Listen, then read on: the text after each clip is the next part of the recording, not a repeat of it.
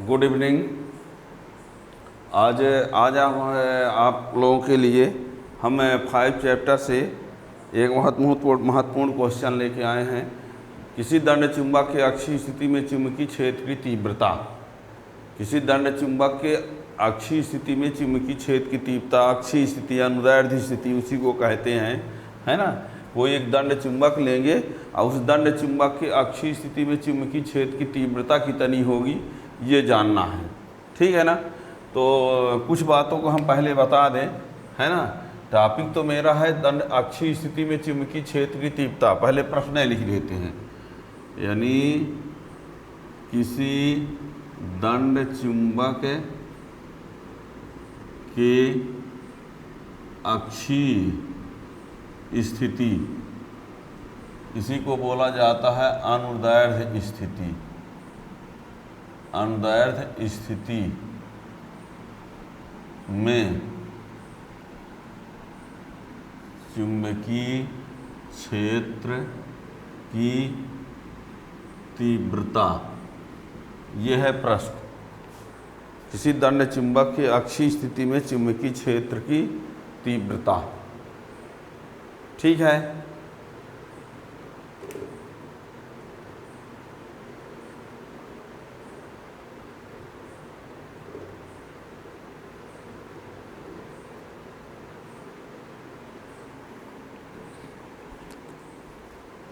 किसी दंड चुंबक की अक्षीय स्थिति में चुंबकीय क्षेत्र की तीव्रता है, तीव्रता, ठीक है ना।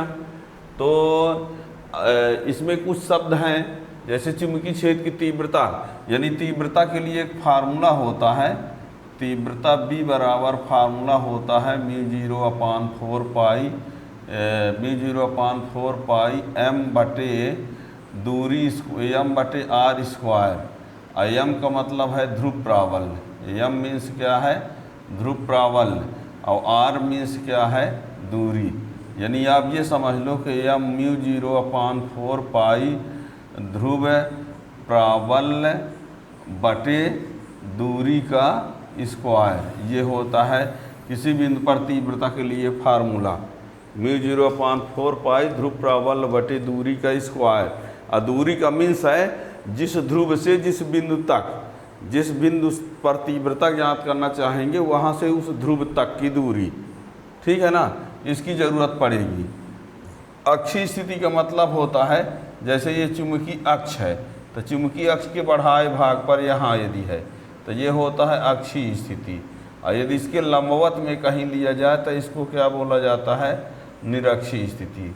चुंबक कोई होता है तो चुंबक में क्या होता है, चुंबक में ध्रुव होता है, ध्रुव प्राबल्य होता है, और चुंबक में प्रभावकारी लंबाई होती है ना, प्रभावकारी लंबाई, और ये होता है यम चुंबकीय आघूर्ण।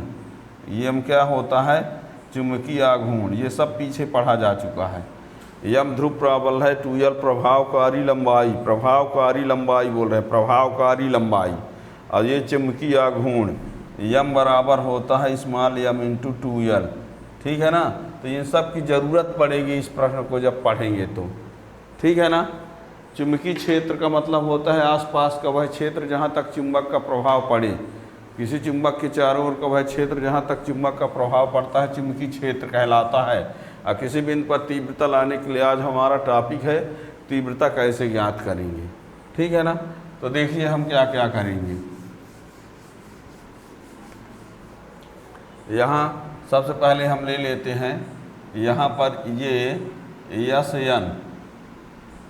यस यन एक दंड चुंबक मान लिए, और जब दंड चुंबक लेंगे तो इसकी प्रभावकारी लंबाई हो गई कितनी, 2l। ध्रुव प्राबल्य स्मॉल m, प्रभावकारी लंबाई 2l, चुंबकीय आघूर्ण कैपिटल M। और ये यहाँ पर इस चुंबक के मध्य बिंदु O से r दूरी पर हम एक बिंदु ले लेते हैं P। ये जो दूरी है वो कितनी है, r है, कहाँ से, मध्य बिंदु से। ये पूरा कितना है, 2l, तो ये कितना होगा, l होगा।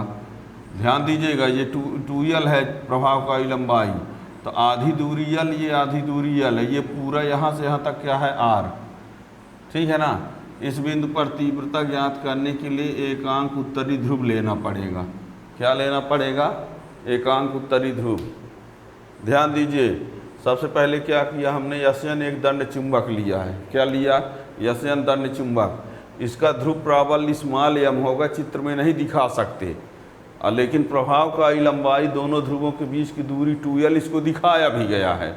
चुंबकीय आघूर्ण कैपिटल एम होगा, उसको भी नहीं दिखा सकते, पर कैपिटल एम बराबर होगा स्मॉल एम इंटू 2l।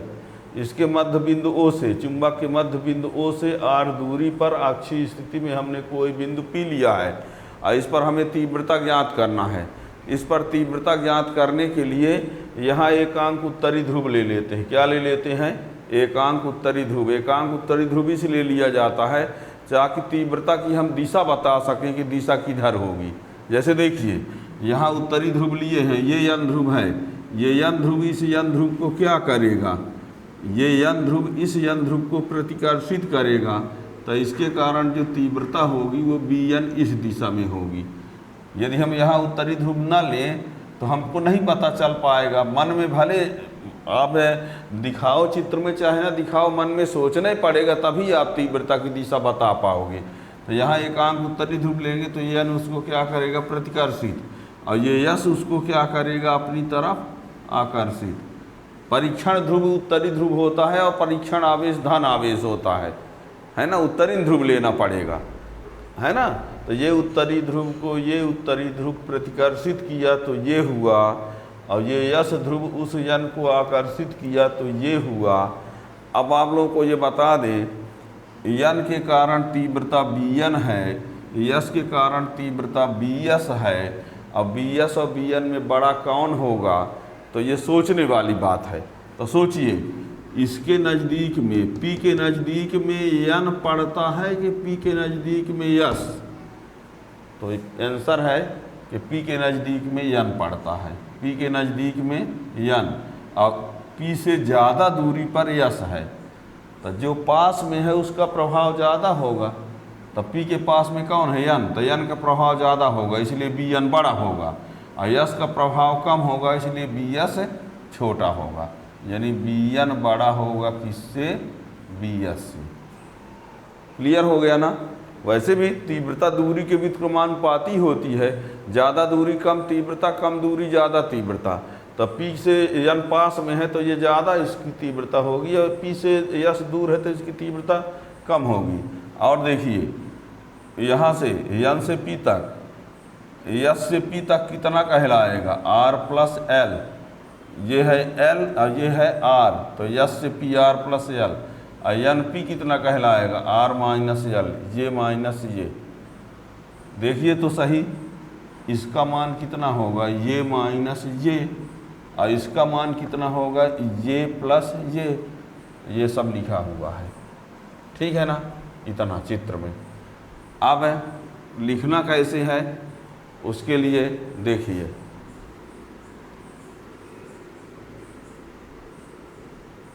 मान लिया यश n एक दंड चुंबक है जिसका ध्रुव प्राबल्य स्मॉल m प्रभावकारी लंबाई 2l व चुंबकीय आघूर्ण कैपिटल M है। इसके मध्य बिंदु O से r दूरी पर अक्षीय स्थिति में कोई बिंदु P है जिस पर हमें चुंबकीय क्षेत्र की तीव्रता ज्ञात करना है। इसके लिए P पर एकांक उत्तरी ध्रुव की कल्पना करते हैं। इतना लिखना पड़ेगा। यशन क्या है? दंड चुंबक। ध्रुव प्राबल्य इसका स्मॉल m, प्रभावकारी लंबाई 2l, चुंबकीय आघूर्ण कैपिटल M। इसके मध्य बिंदु O से R दूरी पर अक्षीय स्थिति बिंदु P लिया है, वहाँ तीव्रता ज्ञात करना है। इसके लिए वहाँ एकांक उत्तरी ध्रुव की कल्पना कर लिए। ठीक है ना। अब बारी बारी से क्या करना पड़ेगा? एक बार हमें यस ध्रुव के कारण P पर तीव्रता लाएंगे, फिर एक बार यन ध्रुव के कारण P पर तीव्रता लाएंगे। ठीक है ना। तो देखिए, अब यस ध्रुव के कारण P पर तीव्रता, तब B1 लिख दो चाहे BS। इसका सूत्र होता है μ0/4 पाई ध्रुव प्राबल्य बटे दूरी का स्क्वायर। तो ध्रुव प्राबल्य बटे दूरी का स्क्वायर यानी SP स्क्वायर। तो μ0/4 पाई m बटे SP का मान कितना है? R+L। यस से P तक दूरी कितनी है? R+L का स्क्वायर। और इसकी किस दिशा में ये कार्य कर रहा है? PS दिशा में। किस दिशा में? PS दिशा में। क्यों? यस यन को अपनी तरफ खींच रहा है। इसी प्रकार यन ध्रुव के कारण P पर तीव्रता, तो Bn बराबर μ0/4 पाई ध्रुव प्राबल्य तो वही है, NP स्क्वायर का मान, तो μ0/4 पाई NP का मान कितना है? R-L का होल स्क्वायर। और इसकी दिशा क्या है? NP दिशा में। इस दिशा में N से P की तरफ, वो उधर। ठीक है ना। अब देखिए, ये रहा BS का मान, ये रहा BN का मान, है ना। ये है BS का मान, ये है BN का मान। अब देखा ये जा रहा है कि BN और BS एक ही बिंदु पर हैं। ये इधर है एक, ये इधर है, हैं एक ही बिंदु पर, हैं एक ही बिंदु पर दिशा उनकी क्या है? विपरीत है। एक ही बिंदु पर कार्य कर रहे हैं, दिशा में विपरीत हैं। तो आप लोगों को हमने कई बार बताया है कि यदि दो सदिश राशियां समान दिशा में होती हैं तो उनको जोड़ते हैं परिणामी के लिए। विपरीत दिशा में रहती हैं तो घटाते हैं, और किसी कोण पर रहती हैं तो समांतर चतुर्भुज नियम या ऊर्ध्वाधर घटक का क्षैतिज घटक में विभाजित करते हैं। ठीक है ना। तो यहाँ अब देखा ये गया, क्योंकि BN व BS एक ही बिंदु P पर परस्पर विपरीत दिशा में क्रियाशील हैं। एक ही बिंदु पर परस्पर विपरीत दिशा में क्रियाशील हैं, तथा ये भी है कि BN बड़ा है BS से। BN व BS एक ही बिंदु P पर परस्पर विपरीत दिशा में क्रियाशील हैं तथा BN बड़ा है BS से। तो जब परिणामी तीव्रता निकालेंगे तो बड़े में छोटे को घटा देंगे। ठीक है ना। तब यहाँ आ जाते हैं, तब परिणामी तीव्रता B बराबर BN माइनस BS मान रख देते हैं। μ0/4 पाई m बटे BN का मान कितना है? R-L का होल स्क्वायर, और μ0/4 पाई m बटे R+L का होल स्क्वायर। इसमें μ0/4 पाई कामन ले लेते हैं m तक, 1/R-L का होल स्क्वायर और 1/R+L का होल स्क्वायर। इसमें μ0/4 पाई m, और ये LCM हो जाएगा, तो R-L का होल स्क्वायर R+L का होल स्क्वायर। यहाँ प्लस वाला आएगा और यहाँ माइनस वाला आएगा। ये तो मैथमेटिकल रूप 5वीं क्लास की मैथ है। अब आगे है ना, एलसीएम लिया, ये इसमें आई, ये इसके आ गया। अब क्या करें, μ0/4 पाई m बटे यम इतना, और इसमें ये r² माइनस l² का whole square, a minus b a plus b, तो a² minus b² whole square लगे है, a प्लस बी का होल स्क्वायर लगा दो, r² plus l² plus 2rl, इसमें भी r² minus l² plus 2rl, a plus b का whole square, ये a माइनस बी का स्क्वायर, ये माइनस बाहर लगा तो साइन चेंज होते गए। ठीक है ना, ये इससे कैंसिल हो गया। तो क्या हुआ, μ0/4 पाई m into 4rl 2rl to 4rl, और ये r² माइनस l² का होल स्क्वायर। ठीक है, अब इस 4rl को हम कुछ लिख सकते हैं। 4rl को खुला कर देते हैं। 4rl का चेंज क्या हो जाएगा, 2r इंटू 2l। ठीक है, देखिए इसके बाद यहाँ पर लिख रहे हैं, इसमें इसका तो ये b बराबर μ0/4 पाई m, और इसको लिख देते हैं 2l इंटू 2r, 4rl का change 2l into 2r, r² minus l² का होल स्क्वायर, और m और 2l मिला देने से ये कैपिटल M होता है, m इंटू 2l चुंबकीय आघूर्ण होता है। तो ये हो गया 2mr, r² माइनस l² का होल स्क्वायर।